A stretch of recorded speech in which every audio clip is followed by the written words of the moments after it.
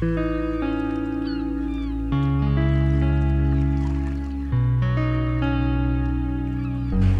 my name is Robin Wong and this is the Olympus OMD EM1 Mark II. In this video, I want to talk about how I set up this camera as quickly as possible and customize it for my own purpose of shooting. I think it is very important to be able to set up the camera as quickly as possible, especially when you are in a situation that sometimes something just goes wrong with the camera and we cannot figure out what went wrong. A full reset of the camera can solve a problem very quickly, and we shouldn't take too much time to have the camera ready before we can shoot again. So in my case, I typically spend not more than 1 minute to quickly have the camera set up for my own usage. Bear in mind that this is not a full recommendation of how to set the camera for your own usage. We are all different photographers. Setting up a camera for sports photography is different from setting up a camera for a wedding photography. Shooting portraits is definitely different from shooting inside macro, right? So there is no one fixed recommendation that you must follow, but the way I set up my camera is designed for me to access the important features of the camera for myself as conveniently and as quickly as possible. You may or may not agree with some things that I set in the camera. That's perfectly fine. Do your own experimentations. What you need to do is be sure of what you want and be sure where to find these settings quickly when you need them. Here, I will try my best to show you step by step of what I do when I set up camera from a blank slate. But first, we need to perform a full reset. Be careful because once you do this, you erase all your previous settings. After we've done this, I do need to brighten up the screen because I'm filming this outdoor, and by doing that, we can see the screen much clearer. I access the Super Control panel by pressing OK. I set the ISO to 200. I generally leave my ISO there unless I need to change it. I shoot in RAW, so I usually just set it to RAW. And I will change the image stabilization mode to SIS1.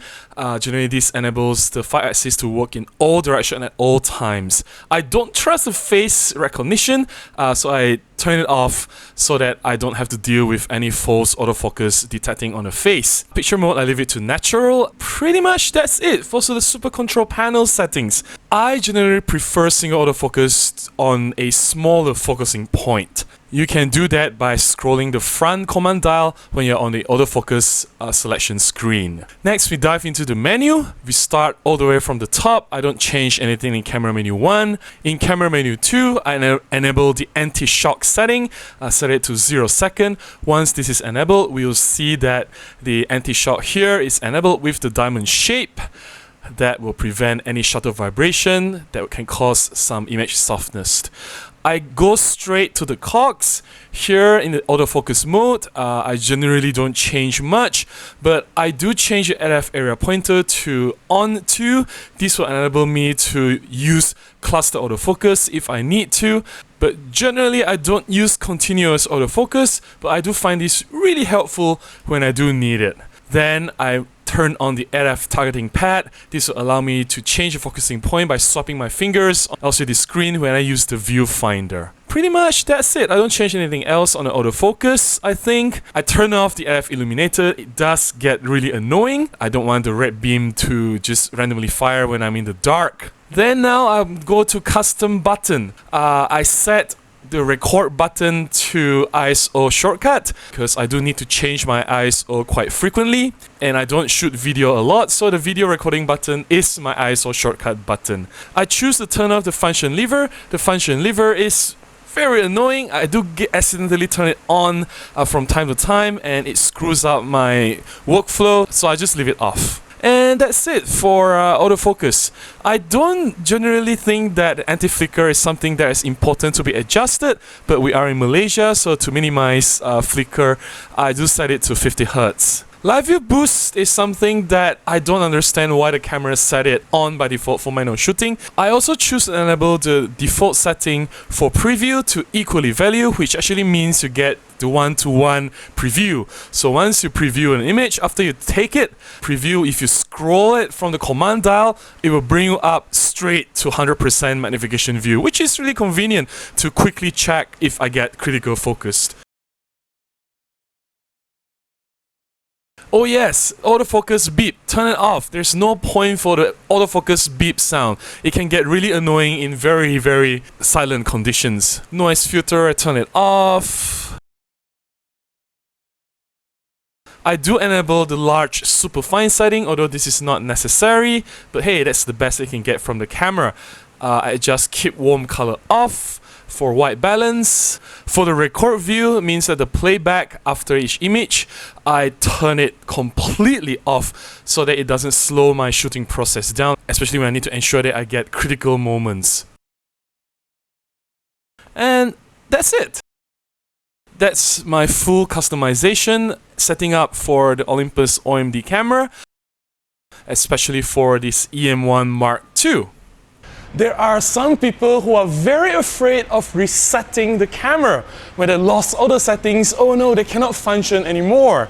You know, there's so much customization, there are so many functions to the camera that needs to be reassigned. In a situation where a full reset is necessary, say you've handed the camera to someone and that person changed something, it comes back to you and you don't have the time to figure out what went wrong. Spending a minute or less to quickly go through the important settings. You don't have to customize every single function of the camera on the spot.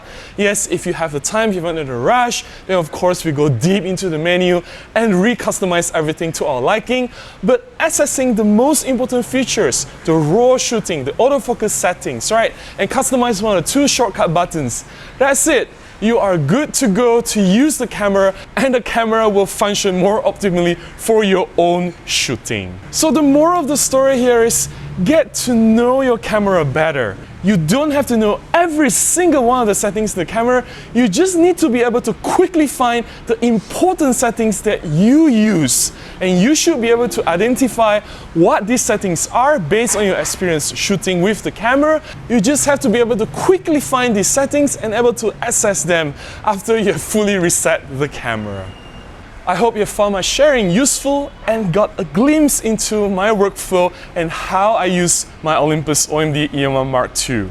I have to handle Olympus cameras a lot.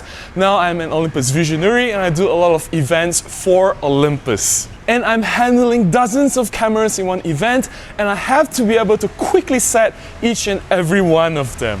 If you like this video, please give it a thumbs up. I'm trying my best to do more videos. There'll definitely be a few more coming, so please stay tuned. Until the next one, please go out and take more photographs. Bye-bye.